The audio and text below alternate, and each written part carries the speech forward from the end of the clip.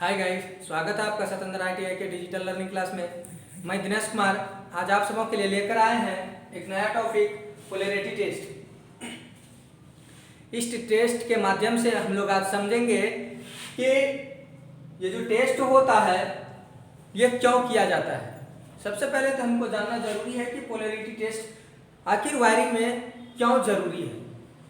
तो जैसा कि आप भी जानते होंगे कि जब भी हम लोग वायरिंग की स्थापना करते हैं तो वायरिंग के दौरान हम लोगों को निर्देशित किया जाता है कि जितने भी स्विच है या फ्यूज है या और सुरक्षा उपकरण जैसे MCB आदि को हमेशा फेज में संयोजित किया जाता है, परंतु कई बार हम लोगों से मिस हो जाती है और मिस के कारण से वो फ्यूज या स्विच या MCB, ज़्यादातर हम लोग देखते हैं स्विच, वो स्विच क्या होता है न्यूट्रल में संयोजित कर देते हैं, जो बिल्कुल ही गलत है।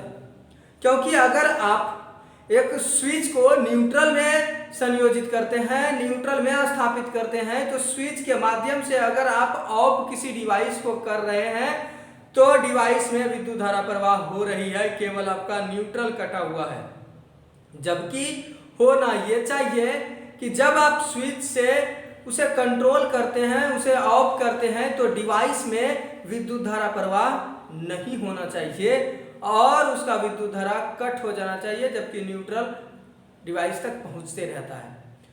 तो यही जानने के लिए कि जो हमने 10, 20, 50 या हजारों स्विच एक साथ एक बड़े बड़े बिल्डिंग में लगाते हैं, तो क्या वो सारे स्विच फेज में है या न्यूट्रल में, तो इसको जांच करने के लिए ही हम लोग करते हैं पोलैरिटी टेस्ट।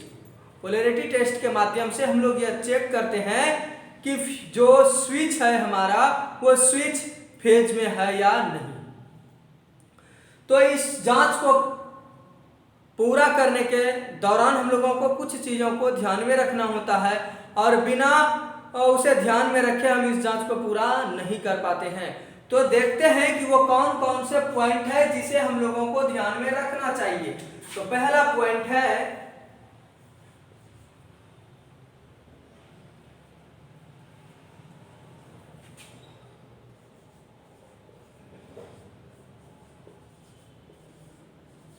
मेन स्विच को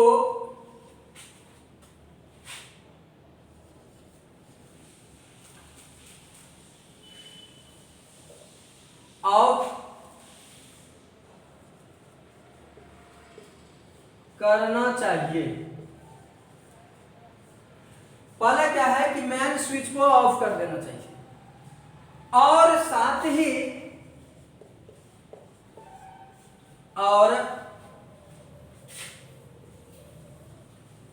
सभी फ्यूज को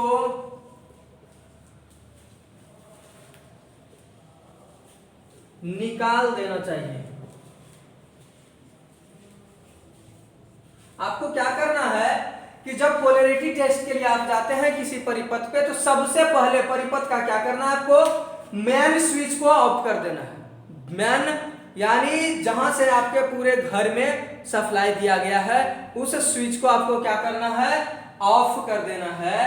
और जितने भी परिपथ में आपके फ्यूज लगे हुए हैं, क्योंकि आप तो बहुत सारे फ्यूज लगाए हुए होंगे, तो जितना भी फ्यूज है सबको क्या करना है, आपको निकाल लेना है। और दूसरा पॉइंट तब हमको देखना है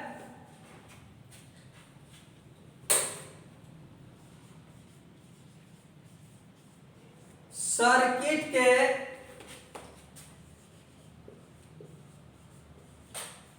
सभी स्विच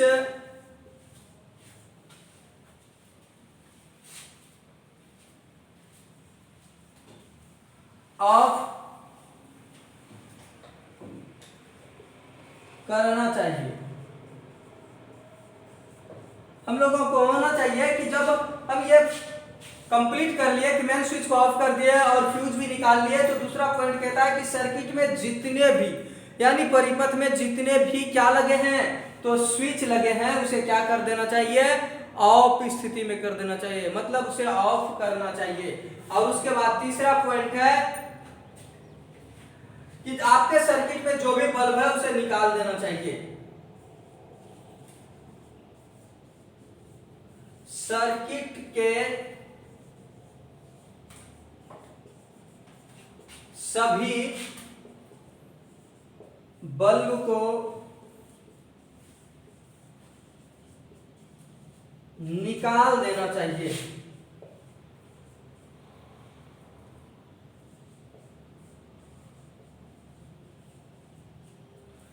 सर्किट के सभी बल्ब को क्या करना चाहिए? निकाल देना चाहिए। उसके बाद है चौथा पॉइंट। जब आप ये 3 पॉइंट कर पाते हैं तो चौथा पॉइंट में आपको क्या करना है? मैगर के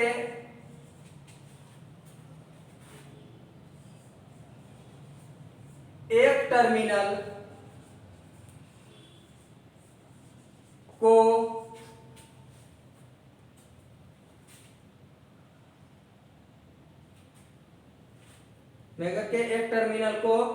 मेन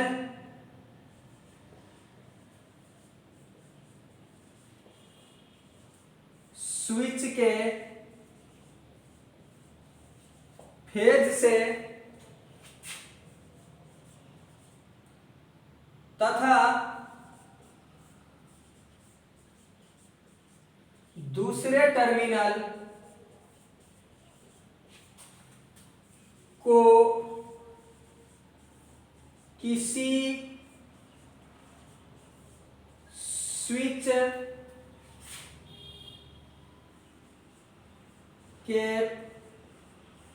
फेज से जोड़ना चाहिए।